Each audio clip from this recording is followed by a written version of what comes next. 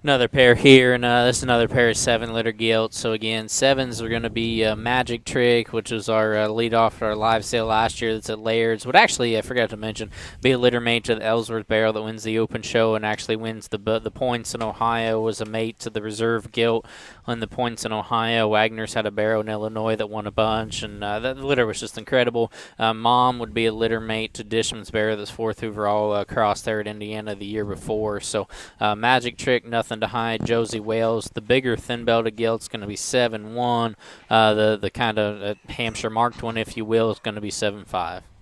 And I'll take it just a second to maybe brag on Magic Trick a notch more than Garrett will, because he's quite a humble guy. But one of the better baby pigs I think I've ever seen in my career for sure was Magic Trick at the live sale that Garrett put on. I mean, that one just, in terms of a baby, was absolutely phenomenal. But even maybe more impressive is when you go see him in real life. Go out and see Magic Trick, guys. You won't be disappointed. I mean, that one is absolutely a high quality piece of livestock and a high quality boar, and it's showing in these pigs. I mean, we've seen these ones, and there's some on the decks here that are going to sell later on that are Magic Tricks that are absolutely exciting, and some great pieces and great things. So a high quality boar and out of a high quality program, no doubt.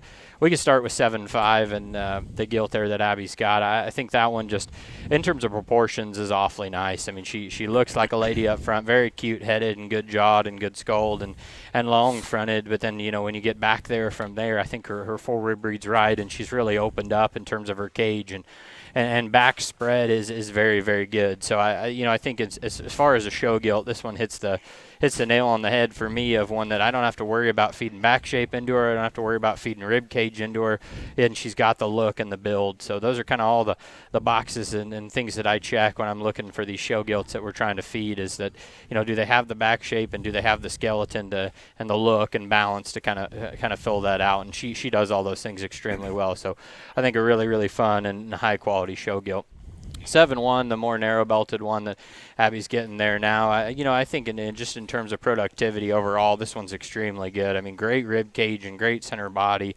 Very functional gilt when we talk about her structure. Just extremely fluid in her movement, and I'll still Jim's thunder. And this one's super clean in her joints as she goes. Right, just one that very, very good in terms of her build and her skeleton, and just the basic functionalities of a female. I think she does those things very, very good. And then when you talk about her as maybe a show gilt, I think she's got the length and extension from her blade forward to make her competitive in the ring, and one that you can feed a lot of different ways, and I think can have a lot of different endpoints. If you want this one to be a big gilt in the late summer, I think she can fit that. She's long enough fronted and cute enough up front, and has the running gear to fit it. If you want to maybe jackpot this one and feed a little harder, I read her chest floor as being open and her base width as being correct to have the go when you go to press the button and really turn the feed loose on this gilt. I think she will do it. And all the indicators that we talk about read right. So really nice pair of gilts, I think, from both of these.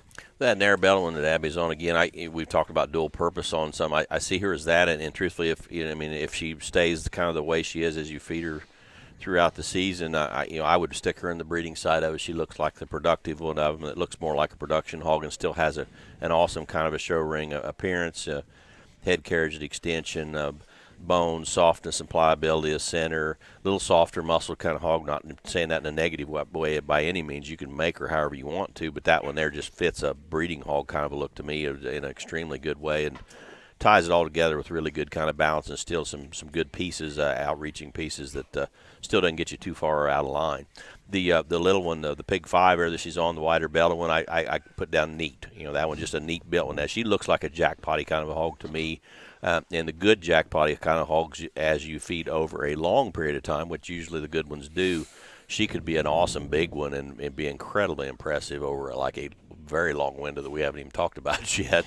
But that one could be a good big one down the road. You don't see her that way today because she's a little slicker head and doesn't have quite as much bone. But that one's very square bodied and ribbed, and shape is awesome as far as showing her early. And I think that shape and boxiness and squareness is going to equate into a very good big one down the road, which you probably wouldn't think about that kind of hog being a good big one. I could see her good. I'm talking like a 10, 11 months old, good big. Mm-hmm. So she's got a lot of options too. Yep. No, again, that thin-belted gilt's going to be 7-1. Fully agree with Jim. I think jackpot setting fits the breeding side. And I think just frame and look, and honestly, maybe hasn't shown, I guess, as good as I maybe think she is in the pen is what she does in the back, because I like that pig really well. I think she can feed on her. She can go. She can be Expo Summer type gilt and get bigger than probably you think, but then still go. And then absolutely on the wider belted gilt, Jim alluded to 10, 11 months old, and I would agree because I think she could be fun to jackpot in April, and I think that's one you could probably still have in your trailer come. It's just where we're North at. American. Let's be blunt. Yeah, Yes, North American, American, Kansas I mean, City. she could she'll realistically show have from fun. spring to winter. Absolutely. So the belted gilt 7.5, the thin belt 7.1.